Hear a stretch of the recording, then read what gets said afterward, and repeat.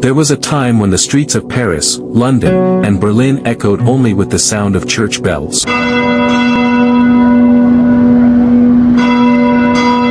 When the very idea of Islam in Europe was whispered as something foreign, distant, almost unimaginable. But today, the bells are fading. And from the same streets where faith once fell silent, a new sound rises. The Adhan call to prayer now echoes through the heart of Europe.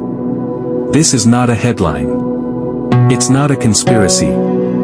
It's reality, a quiet, powerful transformation reshaping an entire continent. A change so deep that even those who fear it cannot stop it. Every day, across Europe, mosques are being built where churches once stood. In London alone, there are now more active mosques than churches. In France, Islam is the fastest growing religion, with over 9 million Muslims, most under the age of 30. In Germany, 1 in every 20 citizens now identifies as Muslim. And in countries like Sweden, Belgium, and the Netherlands, Islam is not just growing, it's thriving. But here's what most people don't see: this isn't just about numbers. It's about hearts. It's about people searching for something real, something pure, something eternal. A young woman in Paris said, "I was raised with no religion. I studied philosophy, politics, and science. But the more I searched, the more empty I became, until I opened the Quran." A soldier in London who served in Afghanistan said, "I saw Muslims pray under fire. I saw their peace, their discipline. When I came home, I wanted that same peace. Now I pray 5 times a day." A student in Berlin said, "I watched my Muslim friends fast during Ramadan. I thought they were suffering. But I saw joy in their eyes. So I tried it. That month changed my life forever." These are not isolated stories. They are signs, ripples of a spiritual awakening that no politician, no policy, no prejudice can suppress. But of course, not everyone welcomes this change. In Europe's headlines, they call it the Islamization of Europe, as if faith spreading through hearts is something dangerous. They show fear. They show division. But they never show what's really happening: the beauty, the truth, and the unity Islam brings.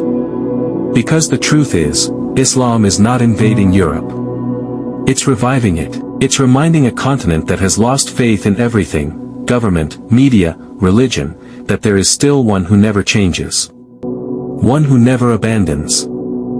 One who hears your prayers even when you've forgotten how to pray. Allah.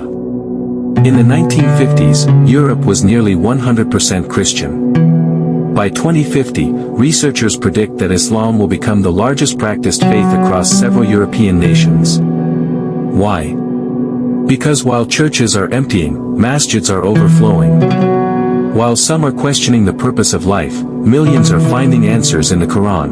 And while the West debates identity and meaning, Islam quietly gives people both, submission and peace.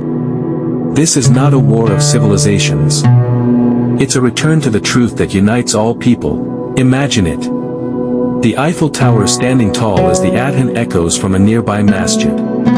A mosque filled with reverts in Stockholm. A Quran study circle in a London cafe. An imam in Berlin teaching Arabic to children of all races and backgrounds.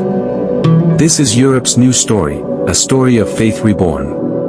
The shocking Islamization of Europe is not a threat, it's a mercy. Because every person who finds Allah is a victory for the soul, a victory for peace, a victory for humanity. So the next time someone says, Europe is changing, remember, it's not the fall of a civilization. It's the rise of faith. It's the return of light to a continent that forgot what light looked like. Islam isn't taking over Europe. It's healing it. One heart at a time. And perhaps, that's the real shock. That even in the lands that once colonized Muslim nations, Islam has come not with armies, but with peace. Because truth always returns home.